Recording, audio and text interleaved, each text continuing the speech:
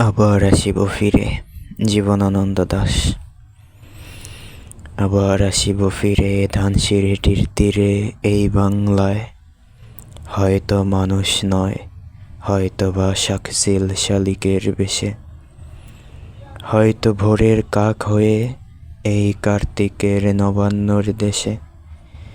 কুয়াশার বুকে ভেসে একদিন আসিব কাঁঠাল ছায়ায়, হয়তো বা হাঁস হব, কিশোরীর ঘুঙুর রহিবে লাল পায়।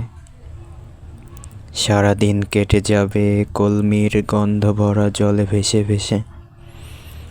আবার আসিব আমি বাংলার নদী মাঠ ক্ষেত ভালোবেসে। জলঙ্গির ঢেউ এ ভেজা বাংলির সবুজ করুণ রাঙ্গায়,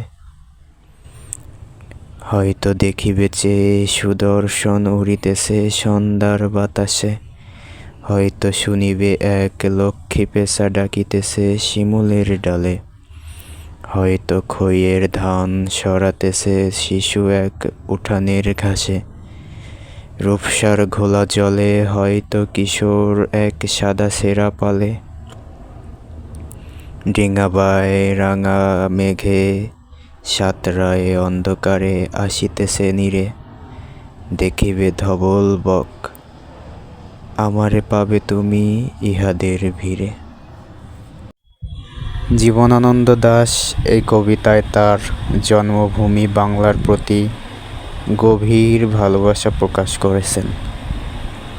তিনি মনে করেন একদিন মৃত্যুর পরও তিনি বাংলার প্রকৃতির কাছে ফিরে আসবেন।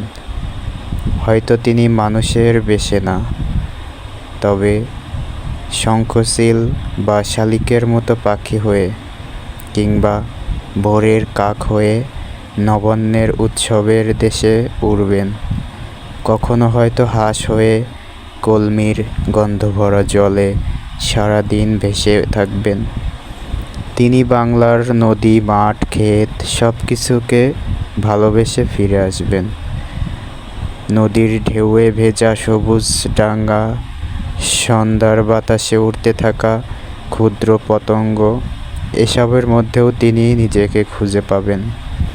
তিনি শিমুলের ডালে ডাকতে থাকা লক্ষ্মী পেঁচা হতে চাইবেন এবং শিশুদের উঠানে খেলার সময় খইয়ের ধান ছড়িয়ে দেওয়া দেখতে চাইবেন।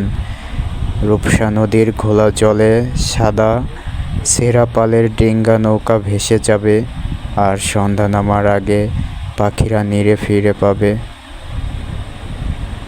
এসব দৃশ্যে তিনি মৃত্যুর পরও মিলেমিশে থাকবেন। কবি বুঝেছেন বাংলার প্রকৃতি এবং সাধারণ মানুষের দৈনন্দিন জীবনই তার জন্য সবচেয়ে প্রিয়।